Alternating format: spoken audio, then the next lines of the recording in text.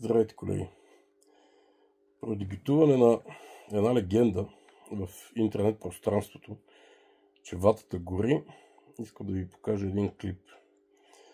Но преди да ви го покажа, само ще ви кажа две приказки. Да, може би има вати, които горят, нали? Защото знам от достоверен източник, че са правени експерименти в БАН и ватата там е горяла.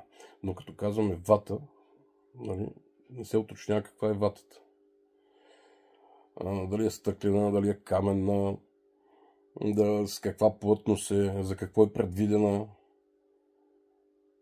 какви стабилизатори има в нея и така нататък. Така че не всичко, що е вата, може да гори. И не всичко, що е вата, не гори, нали?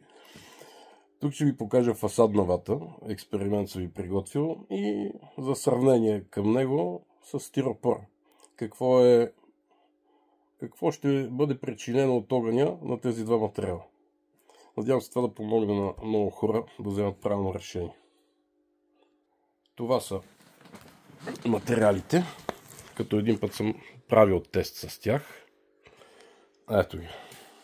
Това е ватата, това е стиропора. Фасадна вата, стиропора. Значи, това е EPS с плътност 18 кг на кубик. Вата, тази тук мисля, че е с плътност 135 кг на кубик. Вижда се какво е станало с ватата при продължително излагане. Тук 5 минути горя пламък. А тук просто го докоснах с огъня и това се случи. Сега ще го повторя, за да може всички да видите. Така, за целта съм си приготвил една горелка тук. Само секундичка, за да я включа. Ето е горелката. Сега наблюдаваме стиропора. Вижте. Ето го, негоримия. Виждате ли какво става? Сега ватата. Гледайте внимателно.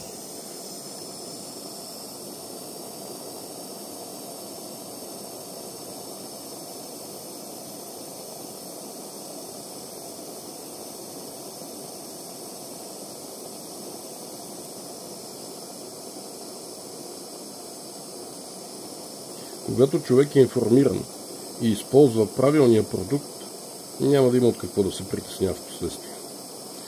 Съвременните вати също така не поемат и вода. Те са третирани с продукти, които не приемат вода, отблъскват водата от себе си.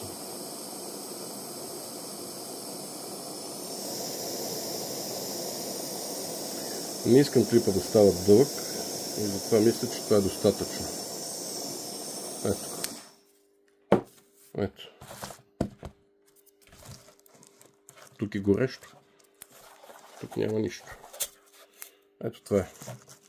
Така че, приятели, правилният материал не гори.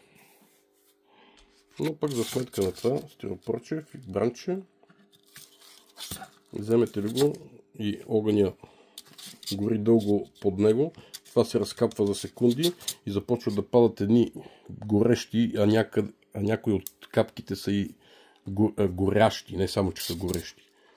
И попаднат ли върху запалим материал надолу, да кажем перде на отворен прозорец, пожара се разнася много бързо. А това, което излиза от дима, който излиза от този продукт, е изключително отровен. Това е.